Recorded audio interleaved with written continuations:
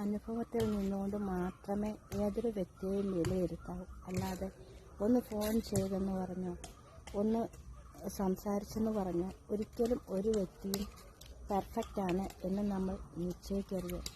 നമ്മൾ ഒരാളിനെയും വേറൊരാളുടെ കാഴ്ചപ്പാടിൽ നിന്നുകൊണ്ട് വിലയിരുത്തരുത്.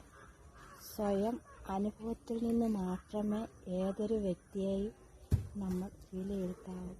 അല്ലാതെ നമുക്ക് സ്വയം അറിയാത്ത ഒരു വ്യക്തി പെർഫെക്റ്റാണ് അല്ലെങ്കിൽ മോശമാണ് എന്നൊരിക്കലും നമ്മൾ പറയുകയുമല്ല. നമ്മുടെ സ്വയം അനുഭവത്തിൽ നിന്ന് സ്വയം നമ്മൾ പരിചയപ്പെട്ടിട്ട് മാത്രമേ ഏതൊരു വ്യക്തിയെക്കുറിച്ചും നമ്മൾ മോശമാണോ നല്ലതാണോ എന്ന തീരുമാനത്തിൽ എത്താവൂ.